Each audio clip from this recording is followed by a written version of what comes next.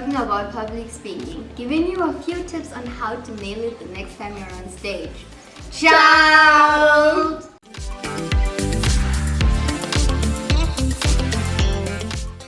Okay, so before I start with my part on public speaking, I want to tell you a story. A story about how I tanked my TV auditions. So basically, when I was 14 years old, I was given an opportunity to audition for one of these teen programs that play between 2 and 4 on NBC, and I was so excited about it. I remember that morning my dad was the one who drove me to the TV station, and he had this look in his eye like, oh my gosh, my daughter is about to be famous, first NBC and then Hollywood, and we were just so excited about the whole situation. So I finally got to the station, and it was fine in the beginning. They gave us scripts, and I memorized my script like nobody's business. Like, I was reading it so that I could know it inside out, and I was ready. I was really ready. So they lead me inside the room now where the audition is to take place, and I don't know why I thought there would just be one camera, and I don't know, I'd stand opposite the camera and it would be fine, but no, there were like 5 huge cameras that took one side of the wall, and I was scared out of my mind. And in that moment, the only thing that I could remember was my name. I couldn't remember anything else. I didn't even know how old I was. In that moment, only my name kept coming to mind over and over again. And because of that, I missed out on a pretty great opportunity. So that's why I'm here today. I'm here so that I can give you guys the tools necessary, so that if you're ever in that situation, you have the tools so that you don't end up missing out on such opportunities. My name is Ubupala, and I have a question for you. How do you get somebody to listen to you? Now, we've heard of the basics, such as maintain eye contact and make sure that you're not talking too much about yourself, which is also pretty great dating advice. But what about on like a bigger platform? Like, what about when you're giving a presentation? What do you do then? Do the same tips still apply? I'm going to give you 7 tips on how to get people to listen to you, especially in your presentation. So my first point is have an interesting intro. When reading a book, if an author doesn't manage to capture you within the first 10 pages, the chances of them capturing you later on are pretty low, especially if the book is 150 to 500 pages, right? It's the same with presentations. If you don't manage to capture your audience within the first couple of minutes, then the chances of having their attention throughout the presentation then becomes pretty low. So make sure that your intro is interesting. For example, instead of going the traditional route of saying something like, let's say, I'll be presenting on this and this and this today, you can throw out a statistic. For example, I could say, I'll be presenting on the accessibility of women to internet. Or I could say, did you know that less than 45% of women have access to internet globally? Definitely more interesting, right? So that was the first tip. Have an interesting intro. And you can also use a different approach where you talk about a story. Like for me, I started off with a story. You could also start off with a story. Or you could start off with a joke. With a joke, be careful. Make sure that you're comfortable with it before you go ahead and say it, because nobody likes a forced joke. And also know when it is appropriate to make a joke, because let's say, for example, you're presenting on global hunger. Making a joke about African kids who are starving would be absolutely inappropriate and would even be frowned upon. So that's the first point. The second point is to be confident. Now, my mother, she said to me that you could be talking absolute nonsense, but if you say it confidently, people are going to listen. And I believe that that's something that can also be applied here. Be confident with what you're saying. But I know that when you're presenting, that's a difficult thing to do, because you're just trying really hard. You're concentrating on not going blank and not peeing your pants. Okay, those are the things that you're focused on. You don't have time to be confident. But I feel like if you take these 3 points into consideration, first and foremost, breathe. Deeply breathe in and breathe out. Smile. That's the second thing. And the third thing is take the engineers. I wish I could demonstrate to you guys, but there's this engineer strut. If you do it, you'll look like you're competent, like you know what you're talking about, even if internally you're having a nervous breakdown. So that's the second point. The third point, talk about something that you're passionate about. I feel like when people talk about things that they're passionate about, their eyes light up. Their body just naturally relaxes and loosens up. And there's this warmth that enters your voice, like your tone just changes. And people find it more easier to listen to you when you are talking about things that you're passionate about, because there's also this excitement that just creeps into your voice. I feel like that would be something to really hold your audience's attention. The next point is to practice, practice, practice. Now, for some of us, if we do not practice, we are going to forget absolutely everything. Absolutely everything, we go blank. So the more you practice, the more chances of you not forgetting what it is you're supposed to be what it is you're supposed to be presenting. And also you take into account time so that you don't go overboard, and then you also take into consideration just where you're gonna add in natural cues so that your presentation is even more professional. So that's with practice. But again, know yourself.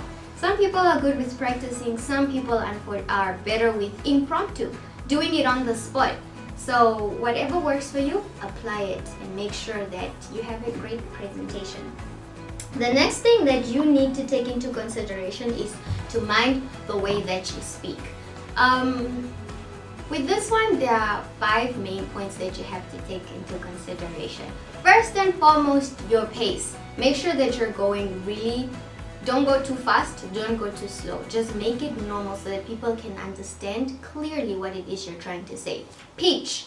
Don't be too high, don't be too low. Too high and you'll sound screechy, and you'll sound difficult to listen to, like people won't be able to concentrate for that long. Too low and people will not understand you. There's volume. With volume, don't scream. You don't need to shout to get your point across. Do it confidently, but also make sure that, let's say you're presenting to a huge group, the people in the back can also hear you. And finally, tone. I already mentioned this one. When you inject warmth into your tone, it makes it easier for you to get a point across. It makes it easier for you to show the audience that this is a point that is important to you. Let's say, for example, you say, I have a dream. Sounds okay, right? But let's say, I have a dream. Right? Now it sounds like this is something that's important and they definitely need to listen to you. Just insert a bit of warmth or even a bit of coldness, depending on where you're trying to get your presentation across. Finally, have an interesting conclusion. So with this one, a lot of people tend to summarize what it is they were presenting on, and that's a mistake that people do, because people tend to check out at that point because they have been listening throughout the presentation. So what they do is they're like, okay, I've heard everything already, so I might as well just check out now. Let me think about my grocery list, or let me think about my children instead. What you can do instead of going the traditional sense, once again, is you can have a punchline. Let's say, for example, you had a teaser in the beginning with your intro. Now you can have a punchline, just a period to tie up your whole presentation. So that's basically all I have to say about. I forgot what I was talking about.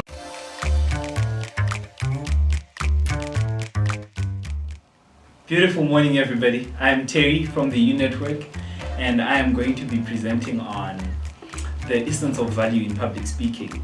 So they say that a wise man speaks because he has something to say, and a fool speaks because he has to say something.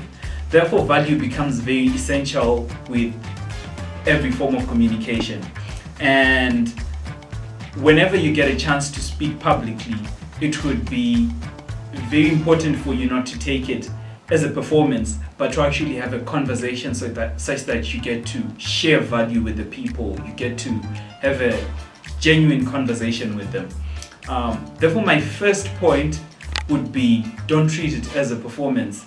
Be genuine, have an actual conversation with it, and that's how you prepare people for the value that you're going to share. Tip number 2 becomes be real, be genuine. People can smell ingenuity a mile away. They can tell who you're trying to be and who you actually are. So it would be very important for you to be genuine and very, very original as you're trying to establish a connection with your audience. So you have to smile a bit. You have to be heartful. Tip number 3 would be connect personally. Connect personally with your audience. Guy Kawasaki actually recommends that you calculate the median age of your audience. How would you do this? You would estimate who could possibly be the oldest member of your audience and who would possibly be the youngest member of your audience, and then you sum them and then you divide them by 2. Quick math whilst you're on stage. So this would make you relate more to your audience. You would know what stage of their life they are in, what problems they are facing, what jokes that could possibly make them laugh and be more free. Tip number 4 would be specific. If you have read something and you can distribute it into points that deliver unique value, then maybe you haven't understood it as well as you think you have. I would suggest that probably you use a format when you're presenting something. Most speakers who, let me call them accomplished speakers, they would use what we call the 10-point format, whereby everything that they want to present, they distribute it into points and they make 10 of them. They say that this helps even with keeping the attention of your audience. How so? The audience, suppose your presentation becomes monotonous. The audience can track how far or how close you are to ending it. Henceforth, they would know when to pay much attention or less attention. Tip number 5, listen, observe. Observe your audience. Listen to whatever sounds they might make, be they smirks or body language, for example. A Setali is probably going to present. The body language tells how your audience is reacting to whatever that you're saying. Perhaps there is too much silence, maybe it's a bit of some tension. Maybe the audience isn't comfortable with what you're saying. Hence, as a speaker, it would require you to react accordingly to how your audience is reacting to you. This is a mutual conversation. Therefore, communication is in many forms, physical and non-physical. Tip number 6, engage. Feedback is gold dust, said by Natalie Jabangwe.